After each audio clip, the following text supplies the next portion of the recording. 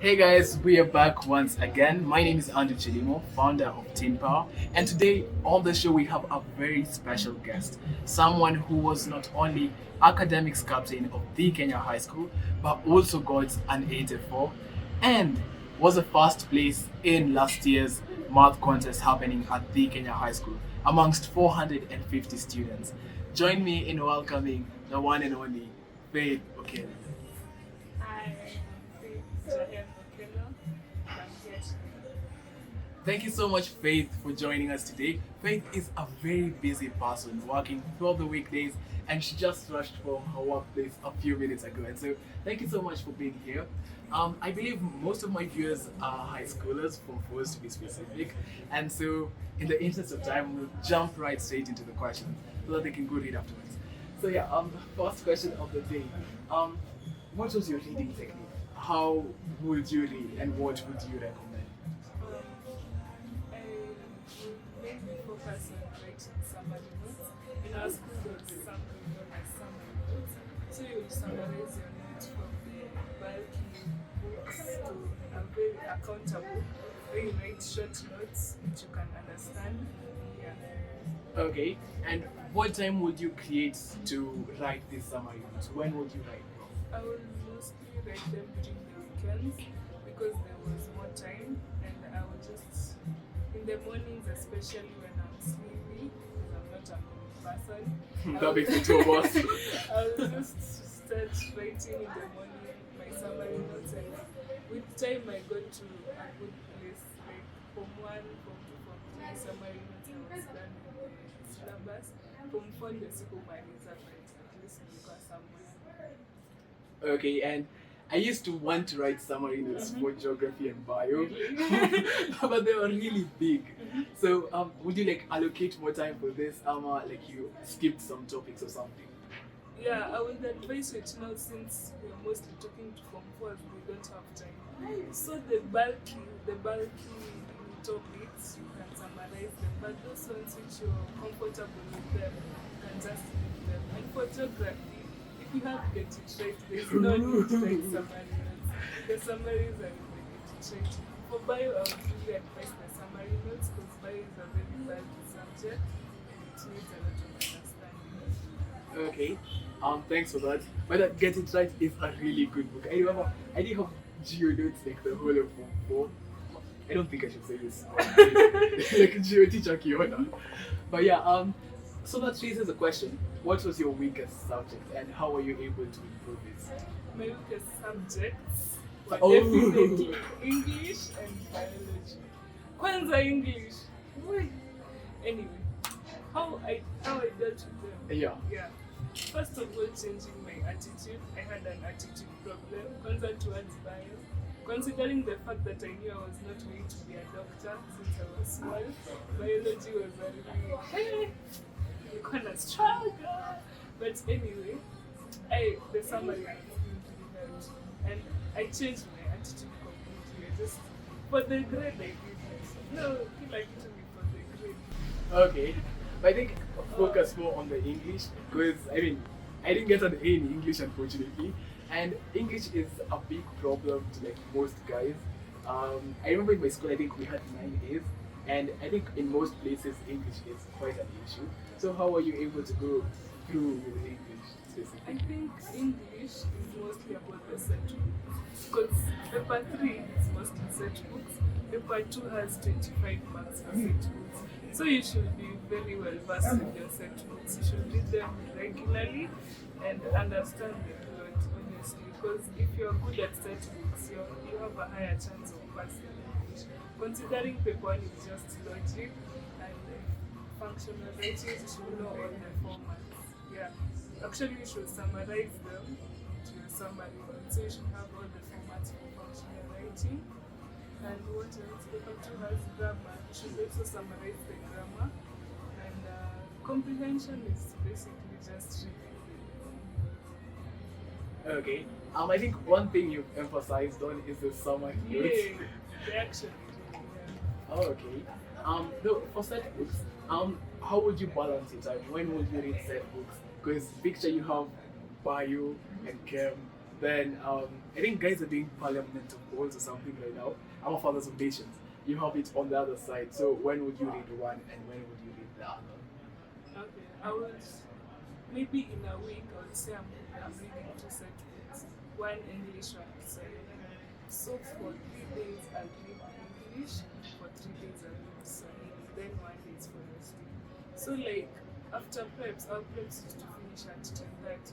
So from 10:30 to 11:30 I read my set books, then 11:30 I shower and sleep. So that I just used to allocate 1 hour per day for reading set books. Okay. I think one thing you have noticed with what she just said is you also need to allocate time for not only set books but also showering. So, so, Okay. so yeah, guys, make sure you shower. Yeah. But, Cleanliness is like but yeah, my guys from Alliance, no comments, no commenting about that. But yeah, so that raises a question: what was your sleeping time, and what time would you wake up? And what time would you recommend someone should sleep? 5 hours, 4 hours, 2 hours, 8 hours? Hopefully 8 by day. But how long would you recommend? I would recommend 5 hours, but personally I'm sleeping 4.5 hours of the workload. I was sleeping at 12 and I wake up at 4:30. And are there any specific books that you would recommend apart from Get It Right? Of course, Get But It Right. we are recommending Get It Right for geography. Yeah. But yeah, what other But books would you of recommend? course, KMF, math, bio, chem, phys, geo, what else? English. I don't know about English and Swahili. I didn't used to use them a lot. Yeah.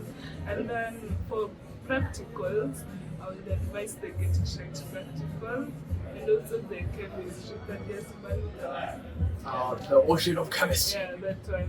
I didn't used to use it, but I know it's good. Yeah, I would advise this one. Okay, and I think one question most people might have, and a question I also have, is like, did you always perform well? Because but the one thing I didn't say, and Faith is someone who's quite modest, but like throughout her whole Form 4 life, most of the time she was position 1, and she ended up and she ended up getting an A of 8 or 4. But were you always performing well, or did you ever perform like the rest of us? Okay, no, I didn't used to always perform. Actually, in Form 4, I was position 1 the first exam of entering Form 4, but then I became a prefect of Form 4, so the duties overwhelmed me, and I dropped up to like position 25. Then the teachers were panicking. Hey, Jaher, umeamua utachukua Kenya wapi? Sijui nini. But yeah, it was a struggle actually. Form 4 was a struggle for me because from that 23 I was just striving pole. I think our post move for Form 3 for term 3, sorry, was the one I performed the best. That was number 3 over from 23. Yeah. So it's a struggle. Maybe that's it. Okay, no, you've actually raised a really good point. You've talked about pressure. So how are you able to handle pressure from teachers, from parents? I believe a couple of other students are also looking up to you for like the whole Kenyan one thing. Kina Papi over there.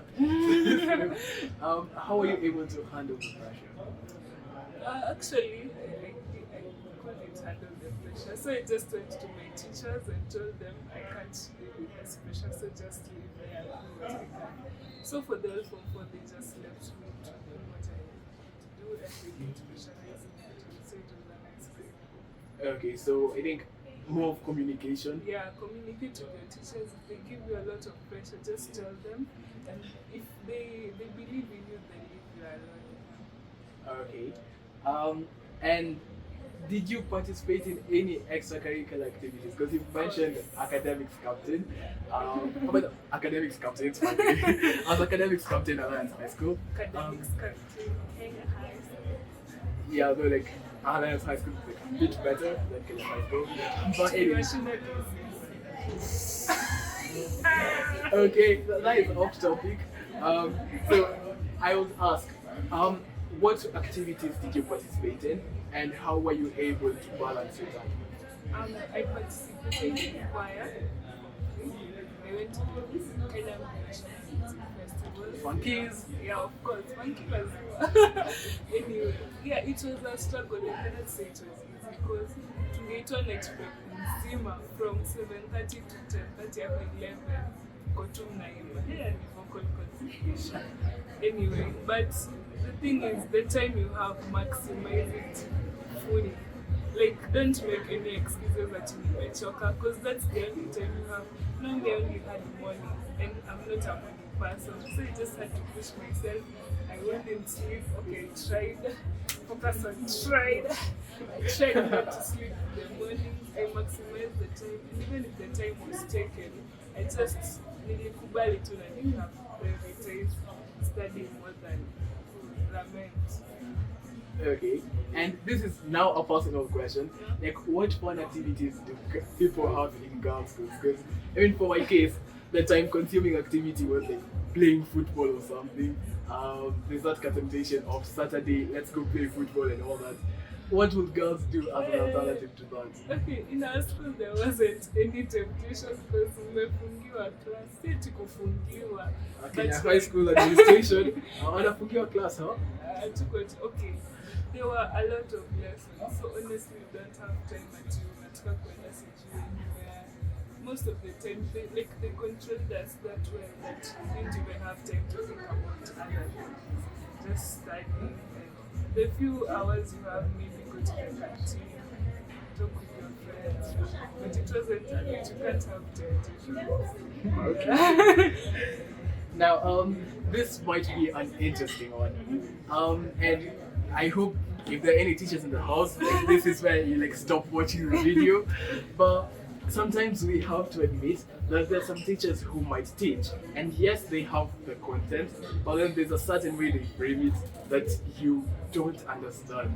How are you able to go about this and understand the concept itself? Okay, that's actually very true. I actually experienced this. Oh, you did? Oh, you did? Anything? I'll just don't talk about it. So I'll just say that at this point it is your grade. When you're anasemanga grade si ya mwalimu yako. So go the extra mile. Just read your course books. Most probably KLB.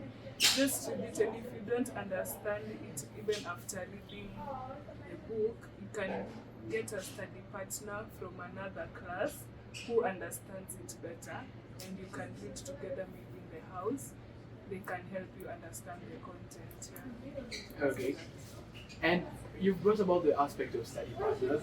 How accountable were you to each other? Because I know for my study partner, Saida over here, nile tungejambia twende tusome, then halfway tukaeleza by day welala kidogo na kuamsha after hii. Then kiasi we both end up sleeping, then we go back to the house and sleep. So how are you able to maintain proper accountability with your partner, and how effective was it? Personally, I did not have a study partner. I don't like studying people, but it's okay. That looks bad. But then I actually like people. I just don't like studying people because it's practice. But then you have multiple. You don't have one of them. You can just have one. Unamwendea sometimes because hadi ukiendea mtu all the time utachoka na wewe. So you can have like 3 of them plus allocate some days utakuwa na huyu, the other days utakuwa na ndio msizoeane. Thank you. Now there's the aspects of study fatigue. Yeah, you study and sometimes you're like, nimechoka. I mean, we've all been here. I bet you've been there. Same. I mean, a lot ones on this side. You guys as well. So how are you able to like persevere through study fatigue and continue reading even after? I can say having a steady sleeping schedule is very important because me personally, I would always sleep at 12 and wake up at 4:30. So after that, Nikone in work for me, I didn't have a lot of study fatigue. Alafu ukichoka wewe lala, usijisumbue sana kama umekuwa ukisoma and you know you are content with what you learn for the week. You can allocate some hours on Sunday to sleep and have some rest. And then you also do sports. Yeah, during games time, secret up on the gate. You can go just have fun. Yeah. Okay. Having fun.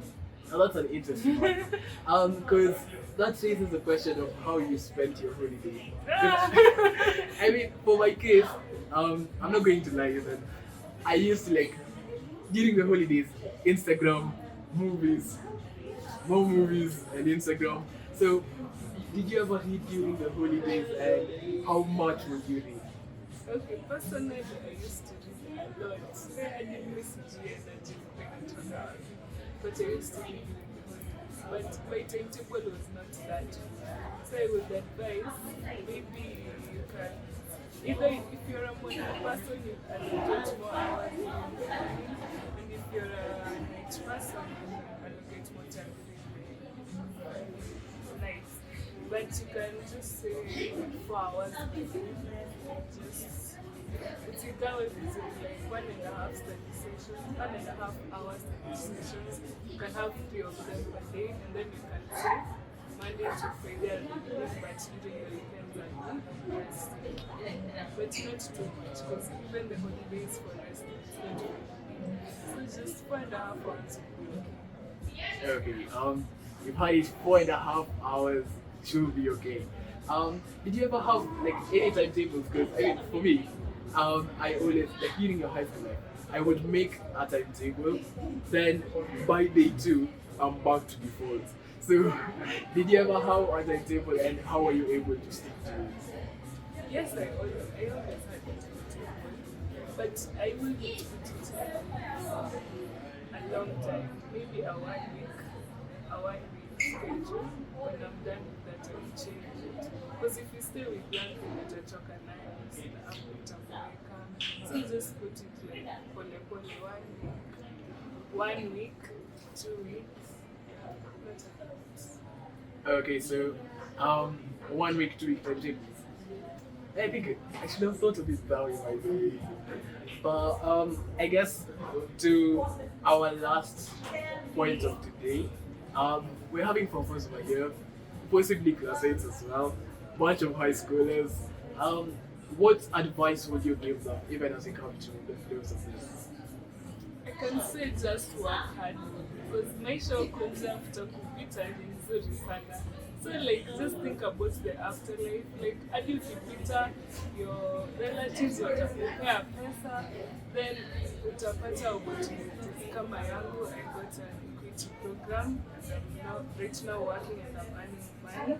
So like you can think about the opportunities you get, and even when you pass, it's easier for you to even explore international universities.